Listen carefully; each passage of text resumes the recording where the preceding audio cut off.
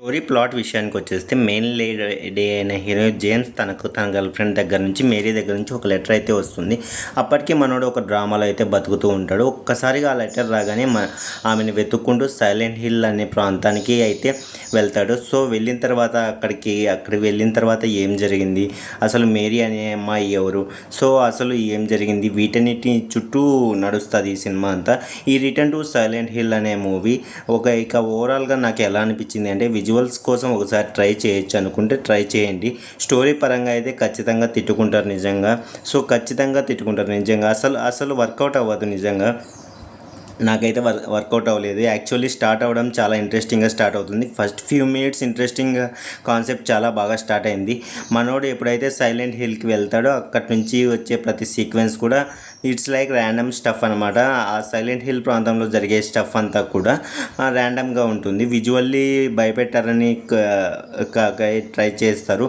ఆ చూపించే విధానం కూడా, గోర్ కూడా, క్రిస్పీ కూడా, క్రీచర్స్ కూడా అన్నిటిని మాన్స్టర్స్ టైప్ చూపిస్తూ ఉంటారు. సో అవన్నీ కూడా చాలా క్రిస్పీగా ఉంటాయి, డిస్టర్బింగ్గా ఉంటాయి. విజువల్లీ చూడటానికి చాలా ఇబ్బంది పడతాం. వాటిన్నిటికి కూడా చాలా క్వాలిటీగా అయితే ప్రజెంట్ చేశారు. సో వీటిని అంటే ఆ బాడీ హర్రర్ ఎలిమెంట్స్ ఇవన్నీ కూడా చాలా బాగుంటాయి. సో చూడటానికి చాలా బాగుంటాయి నిజంగా. బట్ స్టోరీ పరంగా ఏం జరుగుతుందో మీకు ఈజీగా అర్థమైపోతూ ఉంటుంది. ఓకే ఇదంతా దానికి అంత అవసరమా అనే ఫీలింగ్ అయితే వస్తుంది. సో చూస్తున్నంతసేపు ఒక సైడ్ చూస్తూనే ఉంటారు, ఇంప్రెస్ అవుతూనే ఉంటారు. బట్ స్టోరీ పరంగా మాత్రం ఇది ఎక్కడికి వెళ్తుందో, ఏమైపోతుందో అనేది అర్థం అవ్వదు. వన్స్ ఆ లాజిక్ అని బయటపడిన తర్వాత అసలు వర్కౌట్ అవ్వదు. మీకు మెయిన్గా సైకలాజికల్ హర్రర్ మీద వీటి మీద కాన్సన్ట్రేషన్ చేశారు. ఆ సైకలాజికల్ హర్రర్ అనేది అంతగా కనెక్ట్ అవ్వలేదు. సో నాకైతే మెయిన్గా ఈ జేమ్స్ అంటే ఈ మేరీ మధ్య ఉన్న లవ్ స్టోరీ ఏదైతే ఉందో దాన్ని సైలెంట్ హిల్గా ఉన్న ప్రాంతాన్ని కనెక్ట్ చేసిన విధానం కూడా అసలు వర్కౌట్ అవ్వలేదు. ఇక లాస్ట్ హాఫ్ అన్ అవర్ అయితే ఎందుకు మాకు ఈ తలపోటు అనిపించింది. నిజంగా ఆ ఫీలింగ్ అయితే వస్తుంది, ఖచ్చితంగా వస్తుంది. నాకైతే అదే అనిపించింది. ఎస్పెషల్లీ చెప్తున్నా కదా, ఏం చూపిస్తున్నావు నీకైనా అర్థమవుతుందా, అసలు ఎల్యూజినేషన్ అంటావు, ట్రామా అంటావు, లవ్ అంటావు, క్రియేచర్స్ అంటావు, సో క్రిస్పీ మాన్స్టర్లు అంటావు, అండ్ రిచువల్స్ అంటావు, ఏదేదో పూజలు అవన్నీ చూపిస్తూ ఉంటారు. సో తర్వాత ఇదంతా ఏంటి అంటే ఏం మాట్లాడుతున్నావు నీకైనా అర్థమవుతుందా. నాకైతే అసలు వర్కౌట్ అవ్వలేదు నిజంగా. ఏదైతే క్లోజర్ ఇచ్చారో ఆ క్లోజర్ అన్నది పిచ్చ లైట్ అనిపిస్తుంది. అంటే అప్పటిదాకా మీరు మూవీలో చూసిందంతా కూడా పిచ్చ లైట్ లెక్కన పెట్టండి అని సింపుల్గా చెప్పేస్తే చాలా చిరాగ్గా అనిపిస్తుంది. నాకైతే అదే అనిపించింది. మెయిన్గా స్టోరీ కనెక్షన్ కానీ స్టోరీ రైటింగ్ అసలు వర్కౌట్ అవ్వలేదు. క్లైమాక్స్ ఇచ్చిన క్లోజర్ కూడా చాలా చిరాగ్గా తెప్పించింది నాకైతే.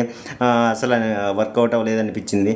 సో సరదాగా విజువల్స్ కోసం అయితే ట్రై చేయండి. వన్స్ మూవీ స్టార్ట్ అయినప్పటికీ నుంచి ఫస్ట్ 1 అవర్ ఆఫ్ ద మూవీలో జరిగే ఆ సైలెంట్ హిల్ ప్రాంతంలో జరిగే ఆ క్రిస్పీ మూమెంట్స్ అన్నీ కూడా చూడటానికి ఇంట్రెస్టింగ్ అయితే ఉంటాయి. అంతే భయపడతా ఉంటారు అంటే మరి భయపడరు, కానీ భయపెట్టాలని ట్రై చేస్తారు. ఎక్కువగా చూడని వాళ్ళు ఏమన్నా భయపడచ్చేమో, కానీ నాకైతే అంతగా భయం అయితే అనిపించలేదు.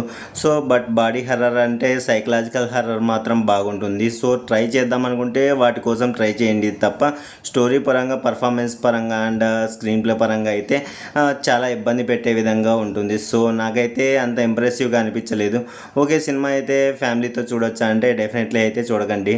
సో అడల్ట్ కంటెంట్ ఉంటుంది. సో ఇలాంటి భయపెట్టే సీన్స్ ఉంటాయి. బట్ ఫ్యామిలీతో చూసే సీన్స్ అయితే కాదు.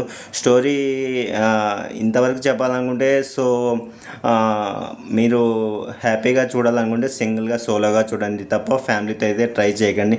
So that's it guys, thank you for watching. Please subscribe my channel. మీరు ఆల్రెడీ చూసింటే డెఫినెట్లీ కామెంట్ సెక్షన్లో కామెంట్ చేయడానికి ట్రై చేయండి. సో నేను డెఫినెట్లీ ఇంకో రివ్యూ అయితే వస్తుంది, అది కూడా ఇంగ్లీష్ మూవీనే. So that's it guys, thank you for watching. Please subscribe my channel.